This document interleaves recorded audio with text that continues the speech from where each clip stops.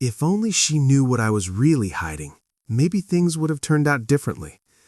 I still remember the way she looked at me that morning, her eyes cold, her voice sharp, as if the vows we'd exchanged just hours before meant nothing at all. The house was silent except for the echo of her words, each one cutting deeper than the last.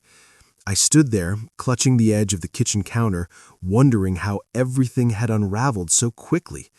It was supposed to be the happiest week of my life, the start of something new, something real. Instead, I found myself staring at the woman I thought I knew, realizing that the foundation of our marriage was already crumbling. I can't help but replay those moments in my mind, searching for the exact second when hope turned to suspicion, when love twisted into something unrecognizable. She thought she had me figured out, thought she knew every detail of my life, every dollar in my account, every secret I might have kept. But there was one thing she never saw coming, one truth I guarded more fiercely than anything else. It wasn't just about the money, though that was the spark that set everything ablaze. It was about trust, about the stories we tell and the ones we keep locked away even from those closest to us. As I watched her pack her things, her movements brisk and determined, I realized that the secret I'd kept wasn't just mine anymore. It was the wedge that would split us apart, the shadow that would haunt every memory of our short-lived happiness. If only she knew what I was really hiding. But some truths are too dangerous to share, even with the person you love. And now, as I stand on the edge of everything I thought I wanted, I wonder if I'll ever be able to let anyone in again. It's strange how the mind clings to the good memories, even when everything else falls apart. When I think back to the beginning, it almost feels like someone else's life, a montage of laughter, late-night conversations, and the kind of hope that makes you believe anything is possible. I met her at a friend's birthday party, the kind of gathering where you expect nothing and end up finding everything. She was standing by the window, a glass of wine in her hand, her smile lighting up the room. I remember being drawn to her instantly, the way she listened intently to every story, the way she laughed without holding back. There was a warmth about her, a sense of ease that made me want to know her, to trust her. Our first conversation was effortless. We talked about everything and nothing. Favorite books, childhood dreams, the places we wanted to travel. She told me about her family, her job, her love for old movies and rainy afternoons. I found myself opening up in ways I hadn't in years, sharing stories I usually kept to myself.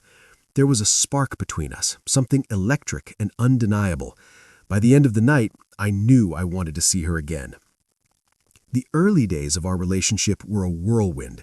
We spent weekends exploring the city, discovering hidden cafes and quiet parks. She would surprise me with little notes tucked into my jacket pocket, or send me photos of sunsets with captions like, "Wish you were here." I started to imagine a future with her, a life built on shared dreams and quiet moments. My friends noticed the change in me. They said I seemed lighter, happier, more alive. I felt it too. For the first time in a long time, I let myself believe in the possibility of real, lasting love. But even in those golden days, a small voice in the back of my mind whispered warnings I tried to ignore. I'd been burned before, relationships that started with promise and ended in disappointment, trust given too freely and taken for granted.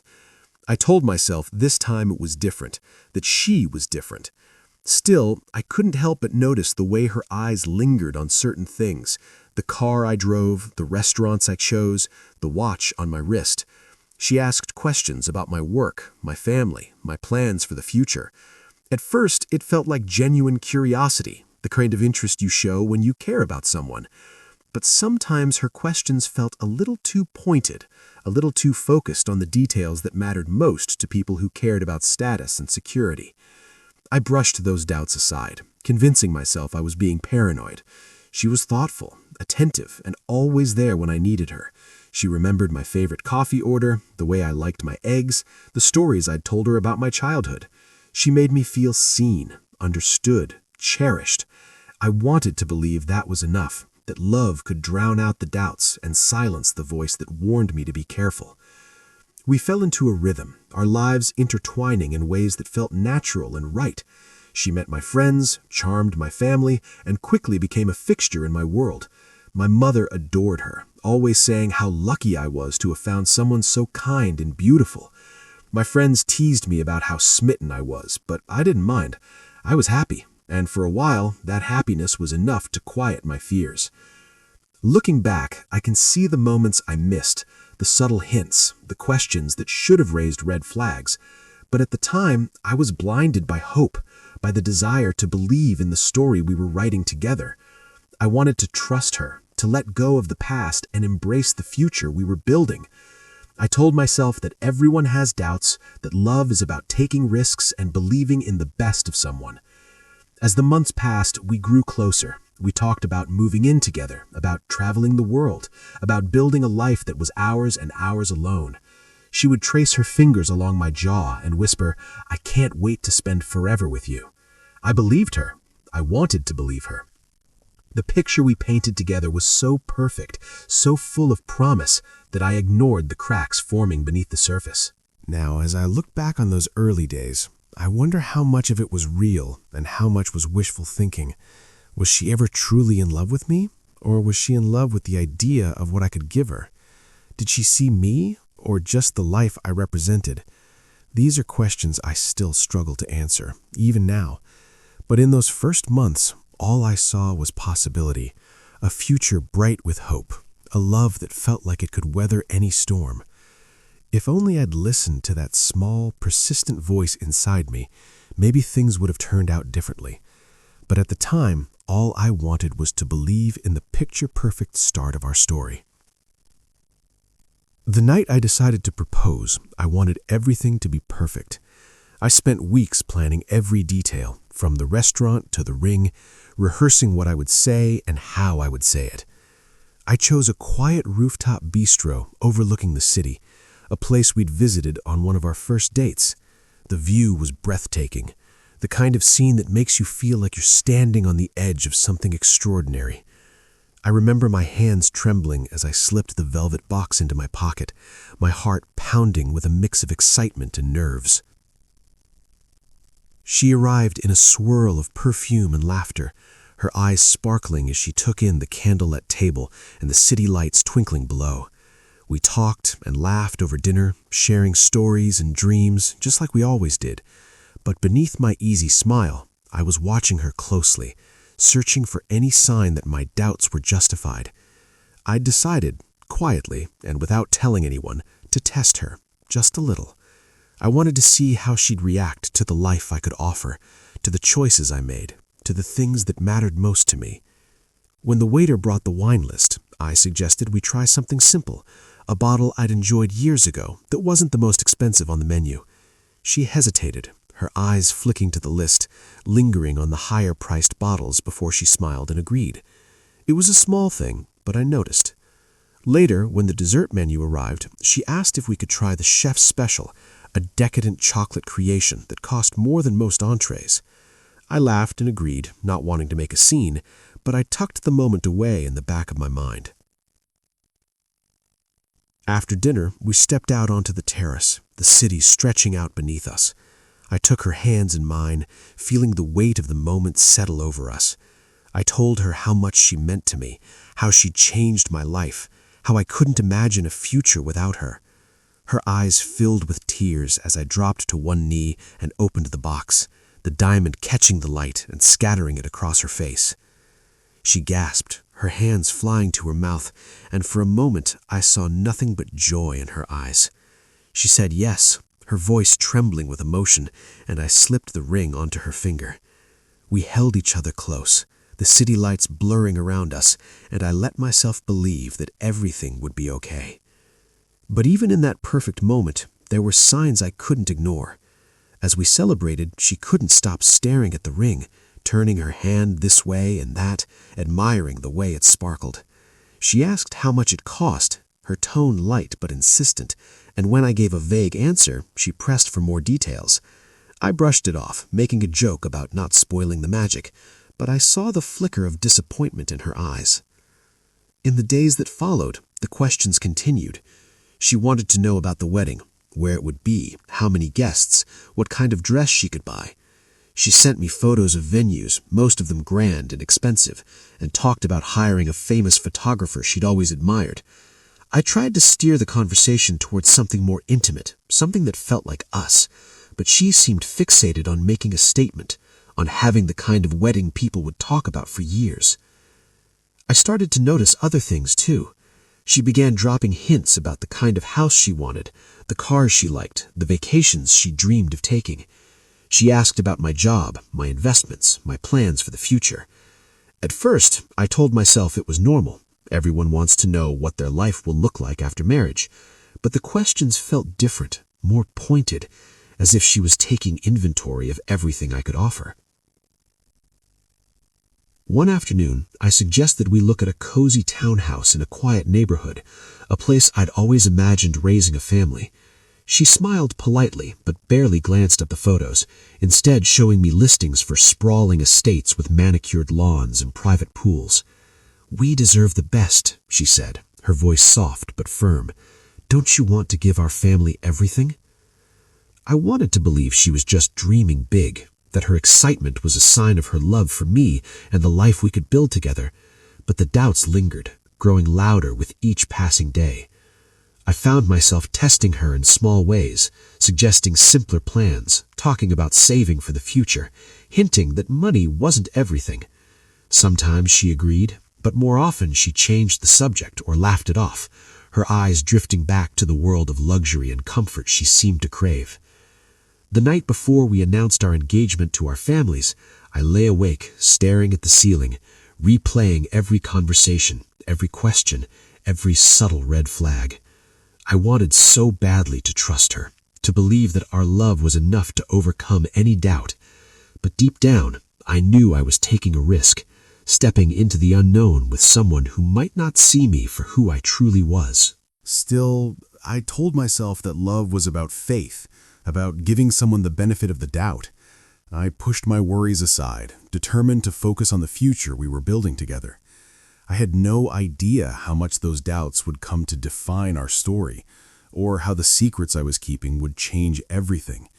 But in that moment, as I watched her fall asleep with the ring glinting on her finger, I clung to hope, praying that I hadn't made a terrible mistake.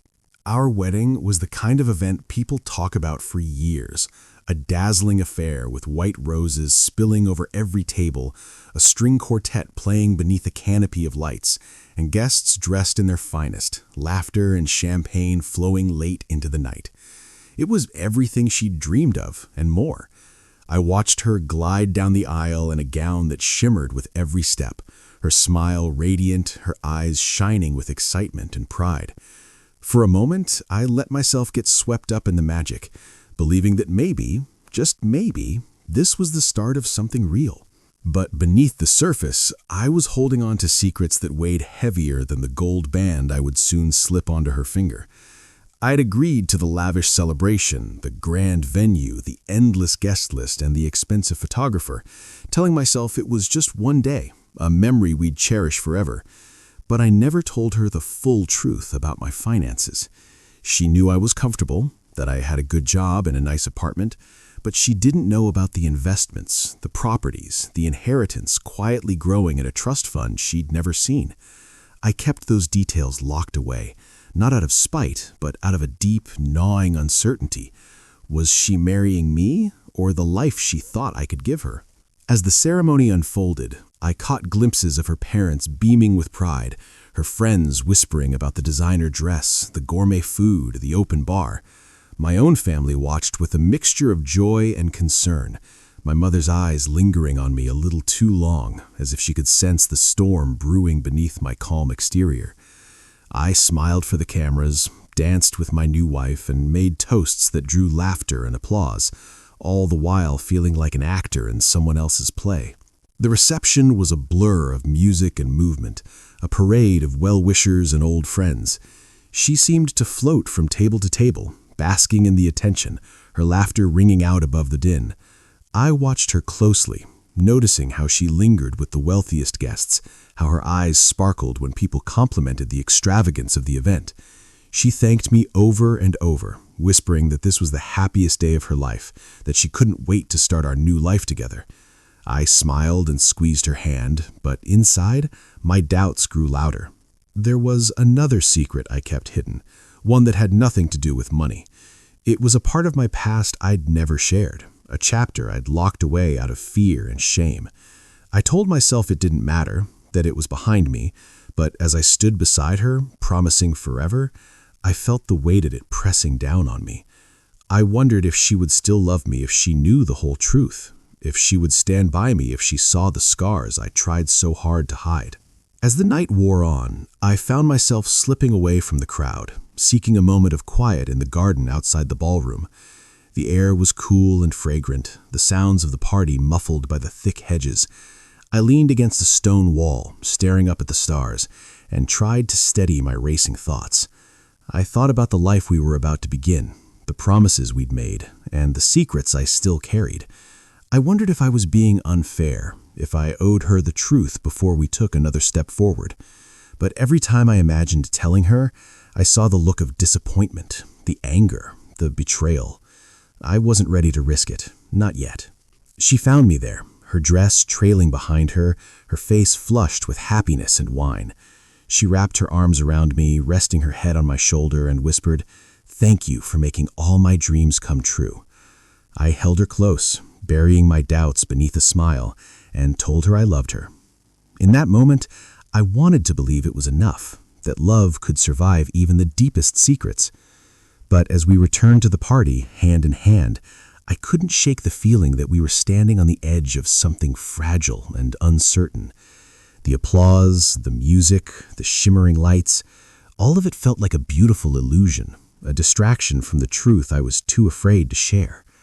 I watched her dance beneath the chandeliers, her laughter echoing through the hall, and wondered how long I could keep my secrets hidden. The night was perfect, but perfection has a way of cracking under pressure, and as the celebration carried on around us, I knew that sooner or later, the truth would find its way to the surface. The morning after our wedding, we boarded a plane to the Maldives, a destination she'd mentioned in passing months before, her eyes lighting up at the thought of turquoise water and white sand. I'd booked the trip as a surprise, wanting to start our marriage with something unforgettable. She squealed with delight when I told her, hugging me tightly and whispering that she couldn't believe how lucky she was. I tried to hold on to that feeling, to let her happiness wash away the doubts that had crept in during the wedding. For a while, it worked. The resort was everything she'd dreamed of. Overwater bungalows, private beaches, endless blue stretching in every direction. We spent our days swimming, snorkeling, and lounging in the sun, our skin warm and our laughter easy. At night, we dined by candlelight, the sound of the waves a gentle backdrop to our whispered conversations. For a few days, it felt like we were the only two people in the world, wrapped in a bubble of new love and possibility. But as the days passed, I began to notice a shift in her. It was subtle at first, a question here, a comment there, nothing I could point to as unusual. She asked about the cost of the trip, her tone light, but her eyes searching. "This place must have cost a fortune," she said one evening, swirling her wine and glancing around the restaurant. "I can't even imagine how much you spent on the wedding either." I laughed it off, saying it was worth every penny to see her happy. But I felt a flicker of unease. The questions didn't stop there. She wanted to know about my job in more detail, how much I made, what my bonuses looked like, whether I thought I'd get promoted soon. She asked about my savings, my investments, my plans for retirement. At first, I tried to answer honestly but vaguely, not wanting to turn our honeymoon into a financial planning session. But she pressed on, her curiosity growing sharper with each passing day. One afternoon, as we lounged on the deck of our bungalow, she brought up the idea of buying a bigger house. "We should start looking as soon as we get home," she said, her voice dreamy. "Something with a pool, maybe a home theater. I want our friends to be jealous when they visit."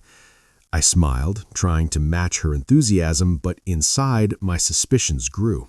She'd never mentioned wanting a bigger house before, not until the wedding was over, not until the papers were signed. That night, as we walked along the beach, she slipped her arm through mine and asked about my family's money. "Your parents seem comfortable," she said, her tone casual. "Do you think they'll help us out if we want to buy something really special? Or maybe you have some inheritance you haven't told me about." I stopped walking, the question hanging in the air between us. I told her my parents had worked hard for everything they had, that I didn't expect anything from them. She nodded, but I could see the wheels turning in her mind. The next morning, she brought up the idea of joint bank accounts. "It just makes sense now that we're married," she said, pouring herself coffee.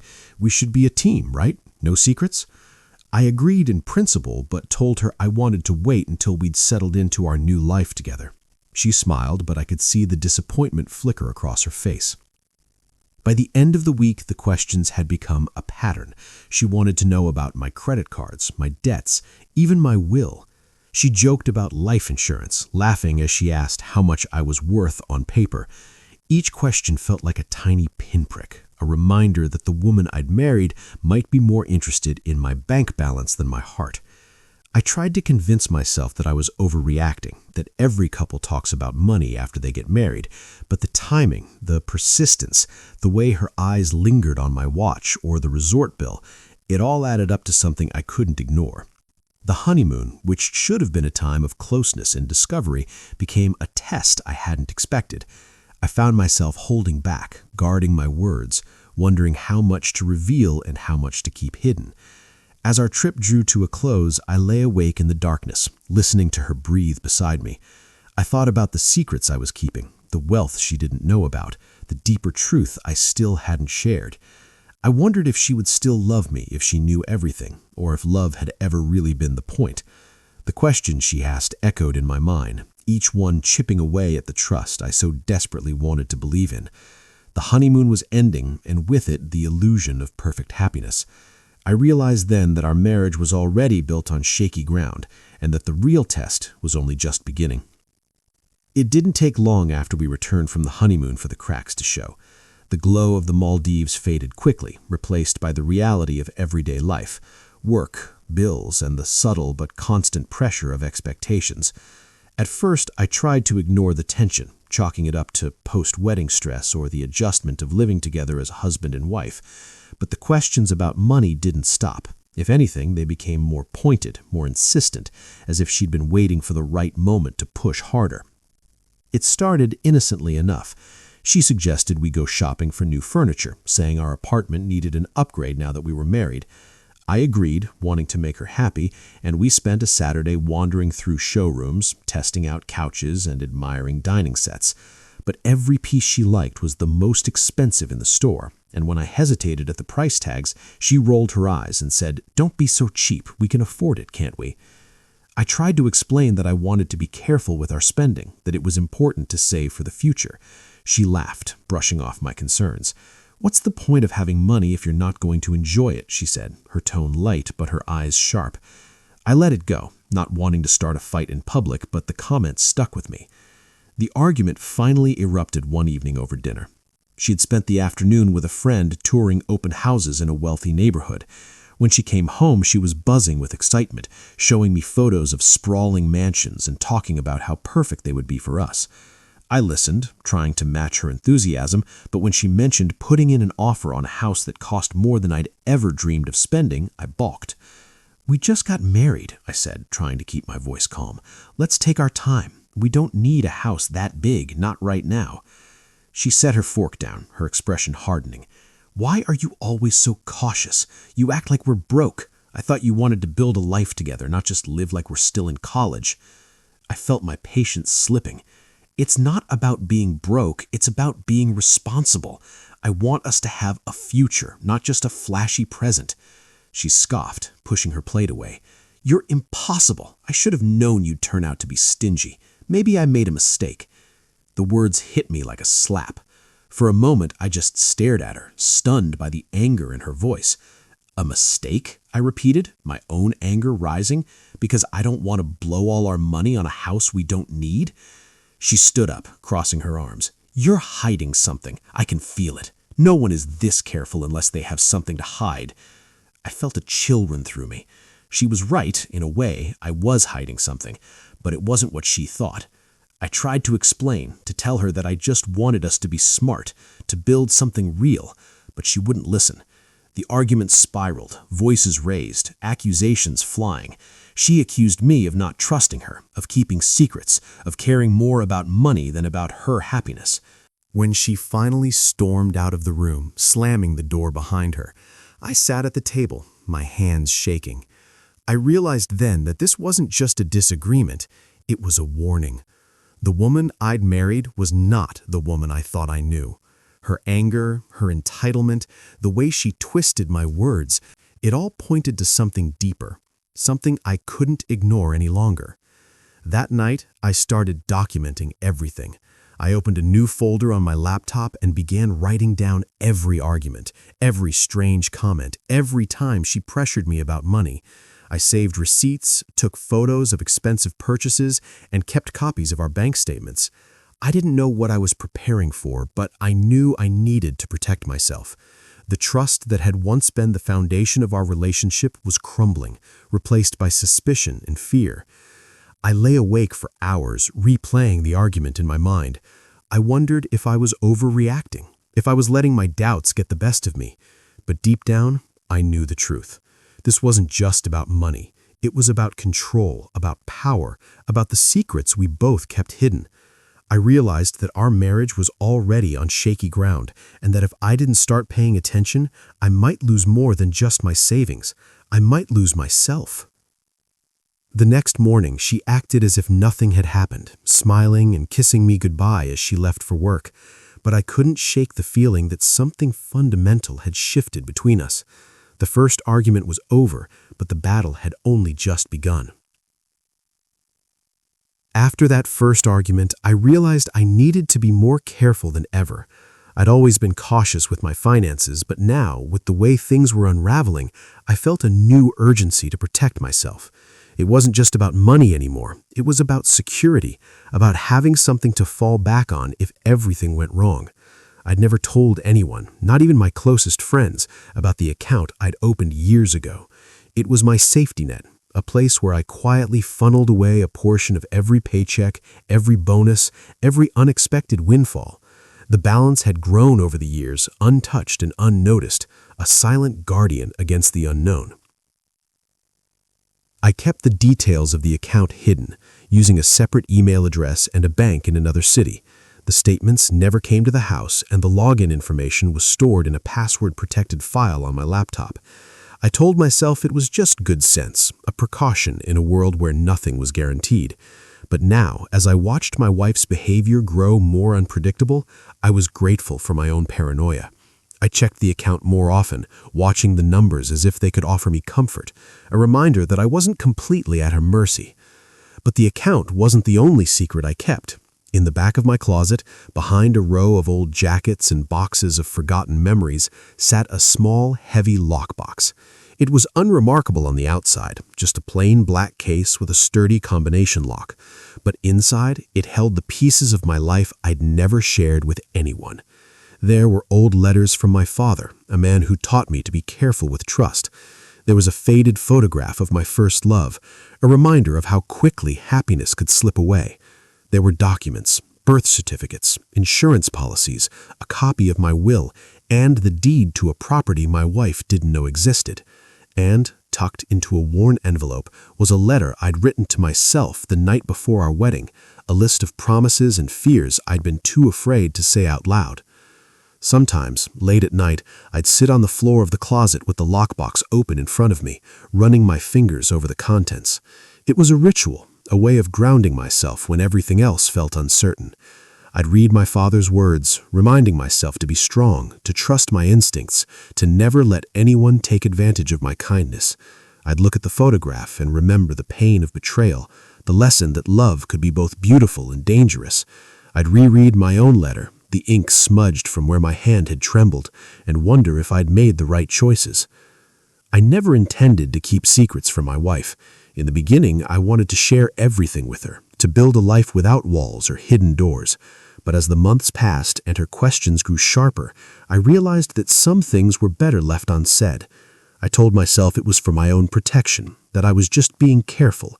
But the truth was, I was afraid. Afraid of what she might do if she knew the full extent of my resources, afraid of how she might use that knowledge against me. One evening, as she was out with friends, I found myself sitting in the closet again, the lockbox open on my lap. I stared at the documents, the evidence of a life she knew nothing about, and felt a strange mix of guilt and relief. I wondered what she would say if she found out, if she would see it as a betrayal, or as proof that I'd never truly trusted her. I wondered if she had secrets of her own, if our marriage was built on a foundation of half-truths and unspoken fears. But no matter how much I worried, I couldn't bring myself to share the truth. The account and the lockbox were my last lines of defense, the only thing standing between me and the possibility of losing everything.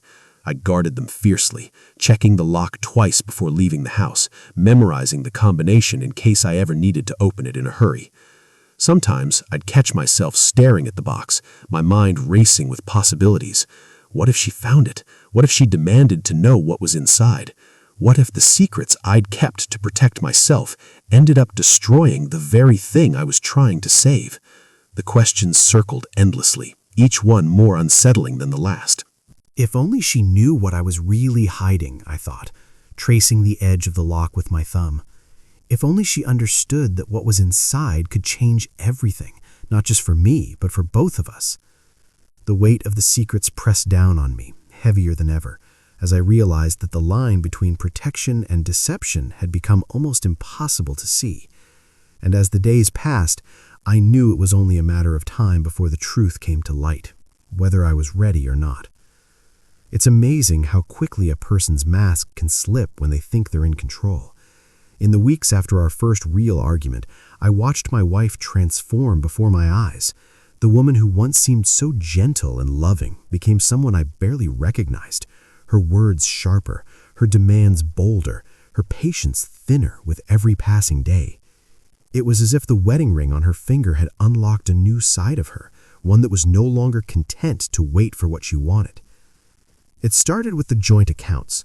She brought it up over breakfast one morning, her tone casual but her eyes fixed on me with a kind of intensity I'd never seen before. "I really think it's time we merged our finances," she said, stirring her coffee. "We're married now. We should be a team." I nodded, agreeing in principle, but suggested we take it slow, maybe start with a shared account for household expenses and see how it went. She didn't argue, but I could see the disappointment flicker across her face, quickly replaced by a tight smile. From that day on, the pressure mounted. She left brochures for luxury cars on the kitchen counter, sent me links to designer handbags and jewelry, and talked endlessly about the vacations her friends were taking. "We work so hard, don't we deserve to enjoy life?" she'd say, her voice sweet but insistent. When I hesitated or suggested something more modest, she'd sigh and remind me that we only live once, that memories were worth more than money in the bank. But it wasn't just about spending. She wanted access, full access to everything. She asked for the passwords to my online banking, my investment accounts, even my email. "No secrets, right?" she'd say, her tone light but her eyes searching mine for any sign of resistance. When I hesitated, she accused me of not trusting her, of treating her like a stranger. "What's the point of being married if you're going to keep me at arm's length?" she demanded one night, her voice trembling with anger. I tried to explain that I just needed time, that I'd always been private about my finances, that it had nothing to do with her, but she wouldn't hear it. The more I resisted, the more determined she became. She started keeping a running tally of everything she did for me, every meal she cooked, every errand she ran, every favor she performed. "I do so much for you," she'd say, her voice heavy with accusation. "The least you could do is trust me with our money." The gifts became another battleground. She dropped hints about the things she wanted, an expensive watch, a new phone, a weekend getaway to a 5-star resort. When I surprised her with something thoughtful but less extravagant, she barely hid her disappointment. "It's nice," she'd say, forcing a smile, "but I thought you knew me better than that." I started to dread birthdays and anniversaries, knowing that nothing I gave would ever be enough. She also began to insert herself into my financial decisions, questioning every purchase I made, every bill I paid. If I spent money on something for myself, a new suit for work, a dinner with friends, she'd interrogate me about the cost, sometimes even demanding to see the receipt. "We need to be on the same page," she'd insist, as if my independence was a threat to her security. The manipulation wasn't always obvious. Sometimes it was subtle, a lingering touch, a soft whisper in my ear, a promise of affection if I just agreed to what she wanted. Other times it was more direct, a cold shoulder, a slammed door, a night spent on the couch because I'd refused to transfer money into her account. She knew exactly how to push my buttons, how to make me feel guilty for wanting boundaries, how to twist my words until I questioned my own intentions. I started to notice how she talked about our future, too. It was always about what we could have, what we could buy, how we could impress others. She wanted a bigger house, a better car, a more glamorous life. She compared us to her friends, pointing out how their husbands spoiled them, how their homes were filled with the latest gadgets and designer furniture. "Don't you want me to be happy?" she'd ask, her voice trembling with manufactured vulnerability. The worst part was how she tried to isolate me from the people who cared about me. She complained about my friends, saying they were a bad influence, that they didn't understand our relationship. She criticized my family, accusing them of meddling or being jealous of our happiness. She wanted me all to herself, wanted to be the center of my world and my wallet. I began to feel trapped, suffocated by her constant demands and manipulations. The woman I'd fallen in love with was gone, replaced by someone who cared more about control than connection, more about money than love.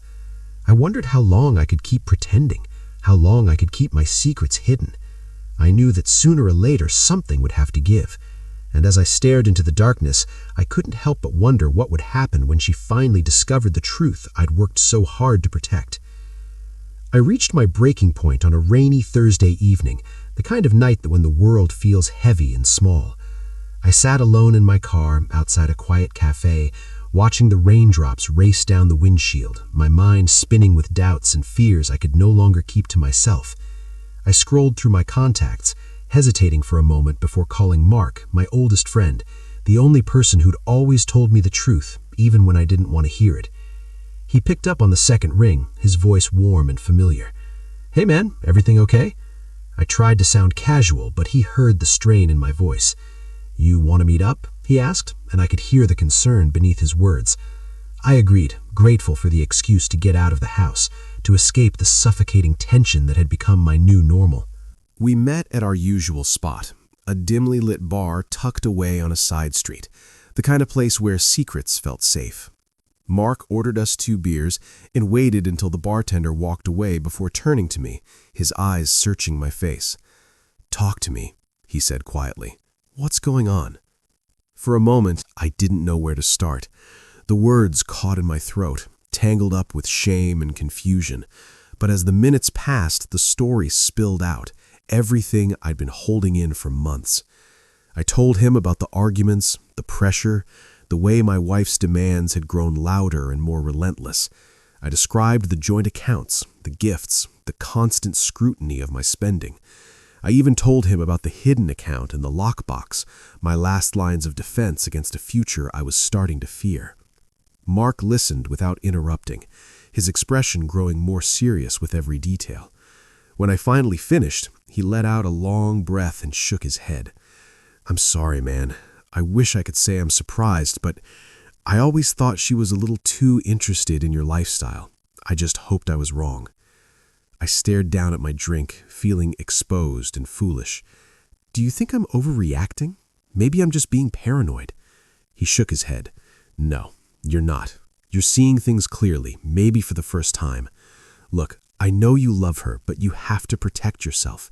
You can't let her manipulate you into giving up everything you've worked for." I nodded, the weight of his words settling over me. "I just don't know what to do. I feel trapped. If I confront her, she'll turn it around on me.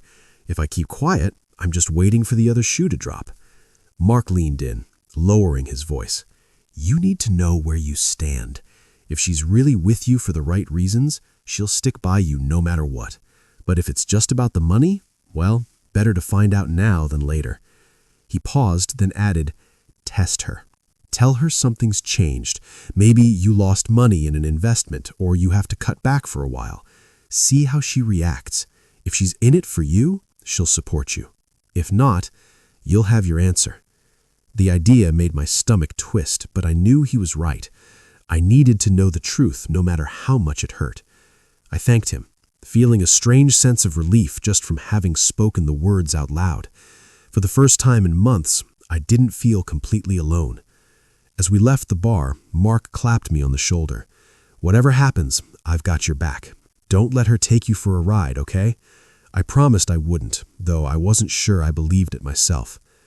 Driving home through the rain, I replayed our conversation over and over. I knew what I had to do, but the thought of putting my marriage to the test filled me with dread. Still, I couldn't go on living in the dark, wondering if the woman I loved was really just a stranger in disguise. I needed to know the truth, no matter the cost.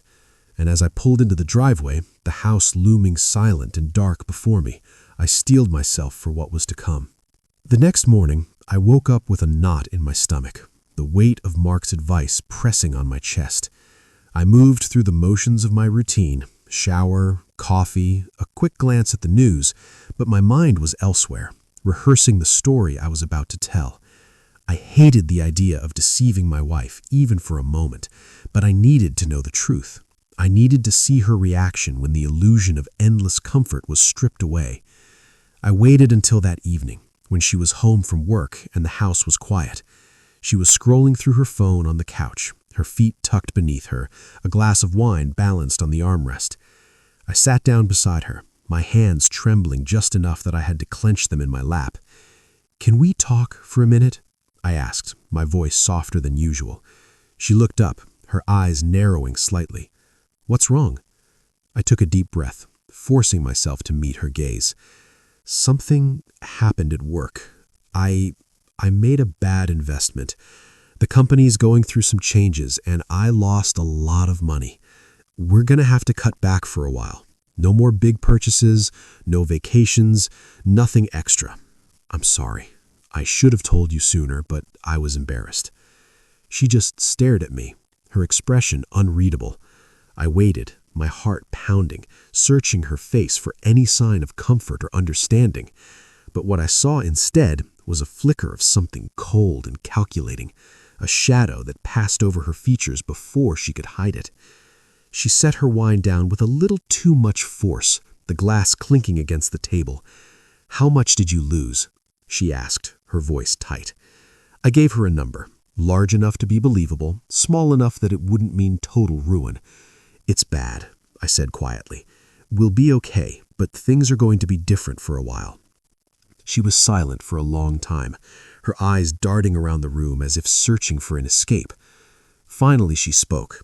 "So what does this mean for us? Are we going to have to move? Sell the car? What about the house we were looking at?" I shook my head. "We'll stay where we are, but we need to be careful. No more shopping sprees, no new cars, no expensive gifts. I just need you to be patient with me." She let out a sharp breath, her lips pressed into a thin line. "I can't believe this. You should have told me. I thought you were smarter than this." Her words stung, but I tried to keep my voice steady.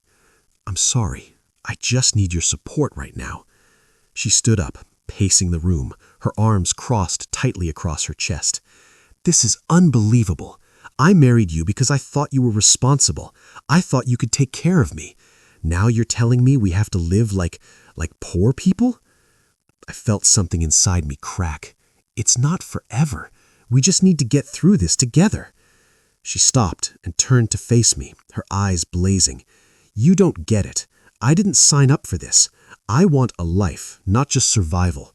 I want to travel, to shop, to have nice things. If you can't give me that, then what's the point?" Her words echoed in the silence, each one landing like a blow. I stared at her, searching for any sign of the woman I'd fallen in love with, the woman who had once whispered that she'd love me no matter what. But all I saw was disappointment, anger, and a kind of cold calculation that made my skin crawl. She stormed into the bedroom, slamming the door behind her. I sat on the couch, numb, the weight of the truth settling over me. I'd hoped, deep down, that she would surprise me, that she would put her arms around me, tell me it would be okay, that we'd get through it together. But instead, she'd made it clear that her love was conditional, tied to the comfort and luxury she'd come to expect. The next few days were a blur of tension and silence. She barely spoke to me, moving through the house like a ghost, her eyes cold and distant. She spent hours on her phone, texting friends, making calls behind closed doors. I heard her crying once, late at night, but when I tried to comfort her, she pushed me away. I started to notice little things disappearing. Designer shoes, a handbag, a few pieces of jewelry. At first, I thought she was just decluttering, but then I realized she was selling them, quietly liquidating her own assets. She stopped making plans for the future, stopped talking about houses and vacations. Instead, she started asking about the prenup, about what would happen if things didn't work out. One evening, I found her sitting at the kitchen table, a stack of papers in front of her. She looked up as I entered, her face hard. I want to know exactly what we have. All of it. I want to see the accounts, the investments, everything. If you expect me to stay, I need to know what I'm dealing with. I stared at her, the last remnants of hope slipping away. Is that what this is about? The money? She didn't answer, just looked at me with a mixture of anger and resignation. I need to protect myself. I can't trust you to do it. That night, as I lay awake in the darkness, I realized the truth I'd been avoiding for months. She didn't love me, not really. She loved the life I could give her, the comfort, the security, the promise of more. Without that, there was nothing left. The loyalty test had given me the answer I dreaded, but needed to see with my own eyes. It was heartbreaking, yes, but it was also a strange kind of relief. I finally knew where I stood. I finally saw her for who she really was, and as painful as it was, I knew I could never go back to the way things were. The illusion was shattered, and all that remained was the truth. I couldn't keep pretending. The silence between us had grown thick and suffocating, every conversation reduced to clipped exchanges about bills or chores, every glance loaded with suspicion and resentment. I replayed the loyalty test in my mind, her cold reaction, her sudden obsession with our finances, the way she'd started to withdraw, emotionally and physically, the moment comfort was threatened. I knew I couldn't live like this anymore. I needed answers, even if I already feared what they would be. One evening, after another dinner eaten in silence, I found her in the living room, scrolling through her phone. I sat across from her, my heart pounding, my hands clammy with nerves. For a moment, I just watched her, searching her face for any trace of the woman I'd once loved. She looked up, sensing my gaze, her expression guarded. "We need to talk," I said quietly. She set her phone aside, crossing her arms. "About what?" I took a deep breath, steadying myself. "About us, about what's really going on here." She rolled her eyes, but I pressed on. "I know things have been hard lately. I know I haven't been perfect, but I can't help feeling like you're not here for me anymore, like you're only here for what I can give you." Her eyes flashed with anger. "That's not fair. You're the one who lied to me. You hid things from me, made me feel like an outsider in my own marriage." I shook my head. "I never lied. I just wanted to protect myself. But what about you? Ever since the money situation changed, you've been different, distanced, demanding. You barely look at me unless you want something. You talk about trust, but you don't act like you trust me at all." She stood up, her voice rising. "Of course I'm different. You dropped a bomb on me. You expect me to just accept that our whole life is going to change, that everything you promised me is gone?" I stood too, my frustration boiling over. What did I promise you? A partnership? A marriage? Or just a bank account? Because it feels like the only thing that matters to you is the money. She glared at me, her jaw clenched. "That's not true. I married you because I loved you." "Then why does it feel like you're only here for the lifestyle? Why did you start selling your things the moment you thought the money was gone? Why are you suddenly so obsessed with what's left, with protecting yourself?" She looked away, her silence louder than any denial. I pressed on, my voice trembling. "I've seen the messages to your friends. I know you've been looking at apartments. I know you've been asking about divorce lawyers. You can deny it all you want, but the evidence is there." She turned back to me, her eyes cold. "So what? I have to look out for myself. You clearly don't care about my security. You lied about our finances. You kept secrets. How am I supposed to trust you? I felt a wave of sadness wash over me. I kept those things from you because I was scared, because I saw the way you changed when you thought the money was gone. I wanted to believe you loved me for me, not for what I could give you. But you failed that test. You failed us. She shook her head, tears glistening in her eyes, but not falling. You set me up. You made me feel like a fool. How could you do that to someone you love? I swallowed hard, my own eyes burning. Because I needed to know the truth. I needed to know if you were in this for the right reasons. And now I do. For a long moment we just stood there, the distance between us wider than ever. She wiped her eyes, her face hardening. So what now? I took a shaky breath. I don't know, but I can't keep living like this. I can't keep pretending everything's okay when it's not. She nodded, her lips pressed into a thin line. Maybe you're right. Maybe we both made mistakes. I watched her walk away, her footsteps echoing down the hall. I felt hollow, emptied out by the confrontation, but also strangely lighter. The truth was out, undeniable and raw. There was no going back now. The evidence was there, and so was the answer I'd been dreading. Our marriage, built on secrets and half-truths, was finally exposed for what it was. And as painful as it was, I knew it was the first honest moment we'd had in a long, long time. The days after our confrontation passed in a haze of silence and avoidance. We moved around each other like strangers, each of us lost in our own thoughts, our own regrets.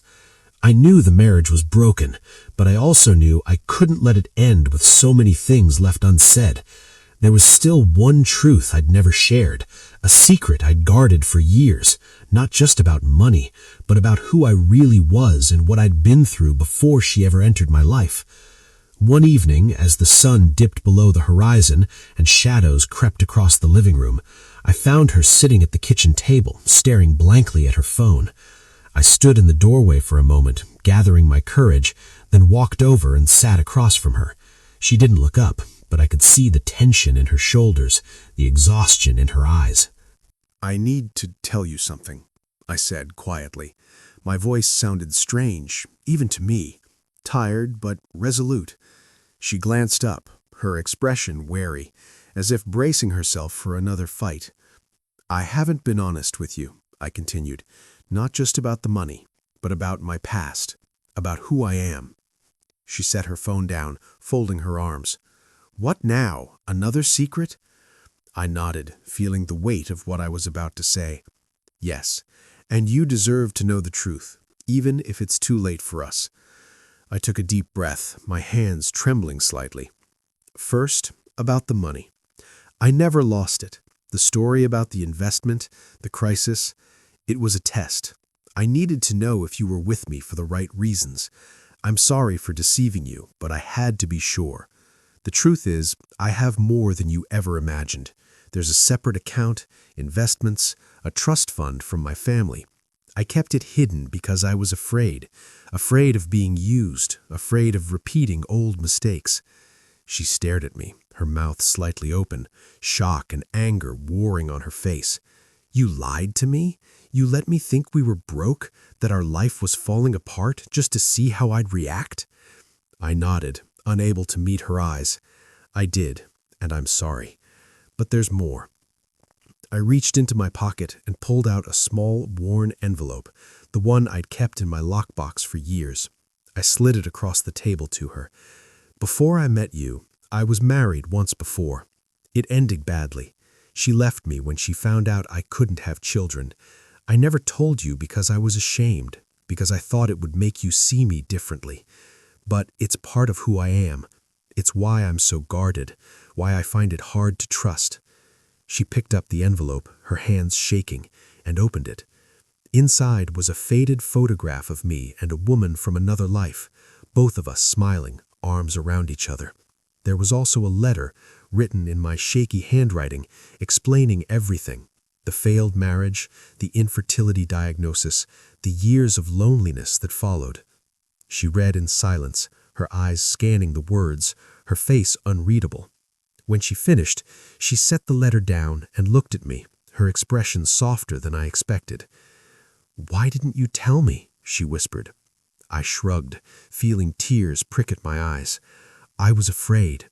I thought if you knew the truth, you'd leave, or worse, you'd stay for the wrong reasons. I wanted to believe in us, but I never really gave you the chance to know the real me." She was quiet for a long time, her gaze distant. "All this time, I thought you were just cold. I thought you didn't trust me because of something I did, but you were just scared." I nodded, the truth of it settling between us. "I was, and I'm sorry. I should have trusted you with the truth from the beginning. Maybe things would have been different." She looked at me, her eyes shining with unshed tears. "I wish you'd told me. I wish I'd known." We sat there in silence, the weight of everything we'd hidden from each other pressing down on us. For the first time, I felt a strange sense of relief, like a burden I'd carried for years had finally been set down. I didn't know what would happen next, whether we could salvage anything from the wreckage of our marriage, but at least now everything was out in the open.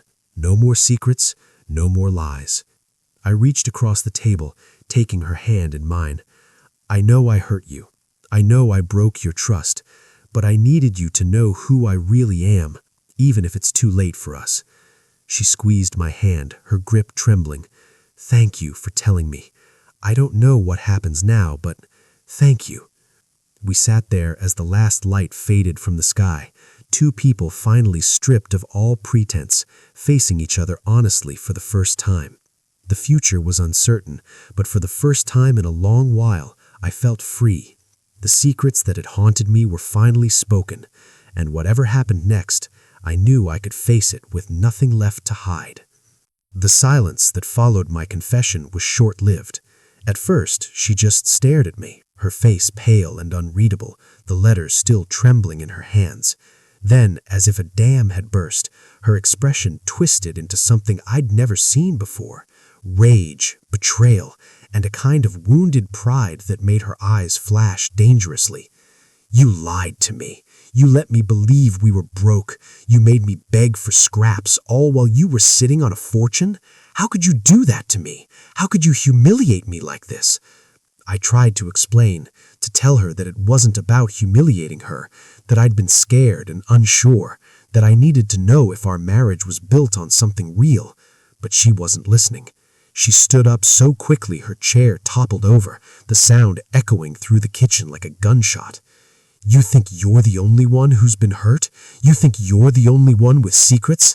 I gave up everything for you. I could have married anyone, but I chose you, and this is how you repay me?" Her words stung, but I could see the calculation behind her anger. She was already shifting, already looking for a way to regain control. She started pacing, her hands flying as she spoke, her voice rising and falling in waves. "You want honesty? Fine. I want what I deserve. Half. I want half of everything. You think you can just test me, trick me, and then walk away? I'll ruin you. I'll tell everyone what you did. I'll drag your name through the mud." I felt a cold dread settle in my chest. I'd known this was a possibility, but hearing her say it out loud made it real. She was threatening me, not out of love or heartbreak, but out of a desperate need to win, to come out on top no matter the cost. I tried to stay calm, to reason with her. "This doesn't have to get ugly. We can end this quietly, fairly. I'm not trying to hurt you. I just want the truth between us."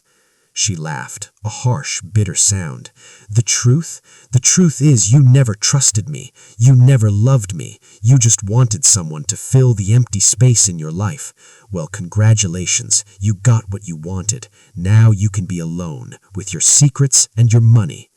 She stormed out of the room, slamming the door so hard the walls shook. I stood there numb, listening to her footsteps pounding up the stairs, the sound of drawers yanked open, suitcases dragged from the closet. She was packing, I realized. She was really leaving. But even as she moved through the house gathering her things, she kept shouting threats about lawyers, about the press, about making sure I paid for what I'd done. I could hear her on the phone, her voice shrill as she called her mother, her friends, anyone who would listen. She painted herself as the victim, spinning a story where I was the villain, the heartless husband who tricked and betrayed her. I felt a wave of exhaustion wash over me. I wanted to fight back, to defend myself, but I knew it would only make things worse. I sat at the kitchen table, my head in my hands, trying to make sense of what had just happened. I thought about the years we'd spent together, the moments of happiness that now felt like lies, the trust that had been shattered beyond repair. When she finally came downstairs, suitcase in hand, her face was set in a mask of cold determination. She paused in the doorway, her eyes meeting mine for a brief, charged moment. "This isn't over," she said quietly. "You'll regret ever doubting me." And then she was gone, the door slamming behind her, leaving me alone in the echoing silence of our broken home. I sat there for a long time, the weight of her words pressing down on me. I knew the battle wasn't over. There would be lawyers, accusations, maybe even public humiliation. But as painful as it was, I also knew I'd made the only choice I could. I'd chosen truth over comfort, honesty over illusion. I'd chosen to face the consequences of my actions, no matter how much it hurt. In that moment, I realized that sometimes the hardest thing isn't losing someone you love, it's letting go of the person you thought they were. And as the night closed in around me, I understood that the real betrayal wasn't hers or mine alone. It was the betrayal of trust, of hope, of the future we'd both imagined but never truly shared. In the days that followed her departure, the house felt impossibly empty. Every room echoed with memories, some sweet, some bitter, all of them tinged with the ache of what could have been. I moved through the silence like a ghost, haunted by the sound of her voice, the slam of the door, the threats she'd hurled as she left.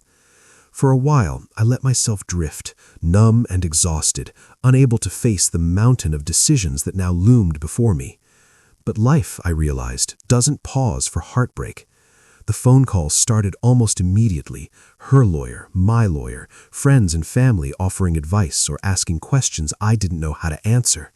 I forced myself to meet with an attorney, laying out the facts as plainly as I could, sharing the documentation I'd so carefully collected. My lawyer listened, nodding with a kind of practiced empathy, then explained what I could expect. A battle, yes, but one I was prepared for. The hidden account, the lockbox, the records of her spending and manipulation, they would all matter now. It was a relief in a way to have someone in my corner, someone who could see the situation for what it was, without judgment or blame.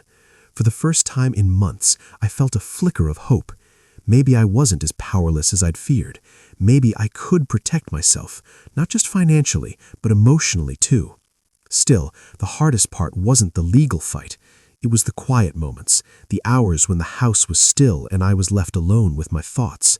I replayed every conversation, every warning sign I'd ignored, every time I'd chosen hope over honesty. I realized how much I'd wanted to believe in her, in us, even when the evidence was right in front of me. I thought about trust, how easily it can be given, how quickly it can be broken, and how hard it is to rebuild once it's gone.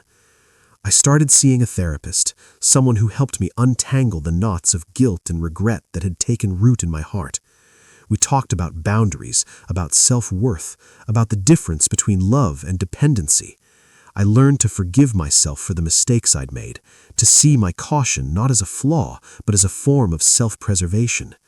I realized that trust isn't just about believing in someone else, it's about believing in yourself, in your own instincts, in your right to be treated with respect and kindness.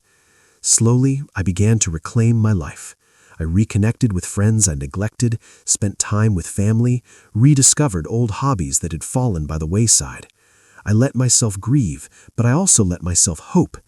I understood now that love isn't about grand gestures or expensive gifts.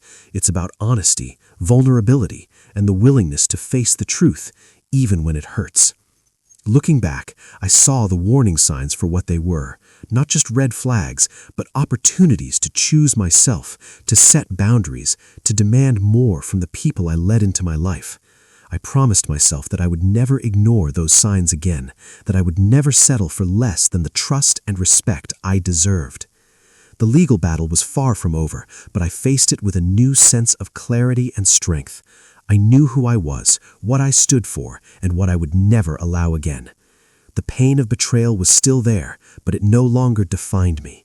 I was more than my mistakes, more than my secrets, more than the love I'd lost. In the end, I realized that trust isn't something you give away blindly. It's something you build, brick by brick, with honesty, respect, and the courage to walk away when those things are missing. And as I stood on the threshold of a new chapter, I knew I was finally ready to begin again. Wiser, stronger, and above all, true to myself. The legal process was grueling, but I faced it with a resolve I hadn't known I possessed. My lawyer and I built our case methodically, relying on the documentation I'd gathered, the records of her spending, the messages, the evidence of manipulation and threats. Each meeting, each court date was a reminder of how far things had fallen, but also of how much I'd learned to stand up for myself.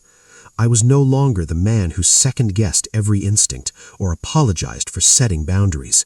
I was determined to see this through, not out of spite, but out of a need for justice and closure.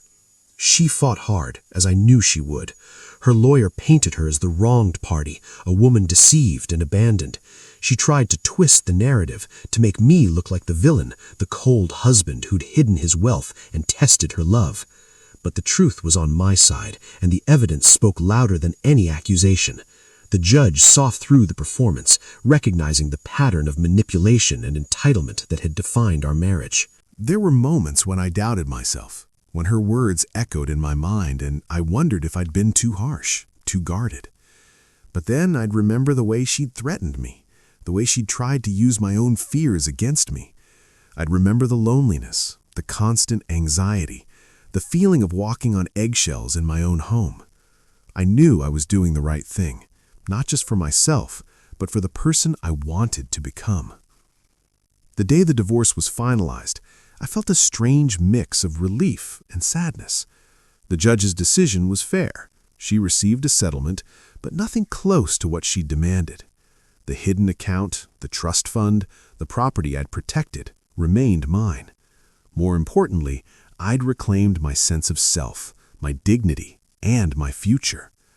She left the courtroom with her head held high, but I could see the defeat in her eyes. For the first time, she couldn't manipulate the outcome. The truth had prevailed. Afterward, I walked out into the sunlight, feeling lighter than I had in years. The weight of secrets, of fear and doubt had finally lifted. I called Mark, who answered on the first ring. "It's over," I told him, my voice steady. "I'm free." He laughed, relief and pride in his voice, and promised we'd celebrate soon. In the weeks that followed, I focused on rebuilding my life. I changed the locks, redecorated the house, and donated the last reminders of our marriage to charity. I met with my therapist, talking through the final stages of grief and letting go. I reached out to friends, made new plans, and allowed myself to dream again. The scars were still there, but they no longer defined me. I also took steps to protect myself for the future. I updated my will, set up new safeguards on my accounts, and promised myself I'd never ignore my instincts again. I learned that justice isn't always about revenge or punishment. It's about reclaiming your power, your voice, and your right to a life free from manipulation and fear. As for her, she moved on quickly, chasing the next opportunity, the next promise of comfort and security. I heard rumors through mutual friends, stories of new relationships and old patterns repeating. I felt a pang of sadness for her, for the emptiness that seemed to follow her from one life to the next. But I knew I couldn't save her, and I no longer wanted to try. Justice had been served, not just in the eyes of the law, but in my own heart. I'd faced the truth, made the hard choices, and come out the other side stronger and wiser. I'd learned that closure doesn't come from someone else's apology or regret. It comes from within, from the decision to let go, to forgive yourself, and to move forward with hope. Standing on the threshold of my new life, I felt a sense of peace I hadn't known in years. The past was behind me, the future wide open. I was free to trust again, to love again, and to live on my own terms. And as I closed the door on that chapter, I knew I was finally, truly home. The first morning I woke up alone in my house, truly alone, I was surprised by the quiet. It wasn't the heavy, suffocating silence of heartbreak anymore. It was gentle, almost soothing, a blank canvas instead of a prison. I made coffee and stood by the window, watching the sun rise over the city, feeling the warmth on my face. For the first time in a long while, I didn't feel the urge to check my phone for angry messages or brace myself for another argument. The anxiety that had become my constant companion was gone, replaced by a cautious sense of peace.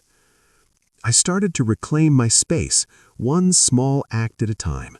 I rearranged the furniture, painted the walls a new color, filled the rooms with things that made me happy: books, plants, photographs from better days. I let the light in, both literally and figuratively, and with every change, the house felt less like a reminder of what I'd lost and more like a promise of what could be. Setting boundaries became a new kind of freedom. I learned to say no without guilt, to protect my time and energy, to trust my instincts when something didn't feel right. I stopped apologizing for needing space or for putting myself first. I realized that boundaries weren't walls to keep people out. They were doors I could open and close as I chose, letting in only those who respected and valued me for who I was. Healing wasn't a straight line. There were days when the loneliness crept in, when memories of laughter and love twisted into regret. But there were also days of laughter with friends, of long walks in the park, of rediscovering the simple joys I'd forgotten. I started seeing my therapist less often, not because I was fixed, but because I was learning to trust myself again. I forgave myself for the mistakes I'd made, for the red flags I'd ignored, for loving someone who couldn't love me back in the way I needed. Slowly, hope returned. It came in unexpected ways, a new friendship that felt easy and genuine, a project at work that reignited my passion, a weekend trip where I felt truly present and alive.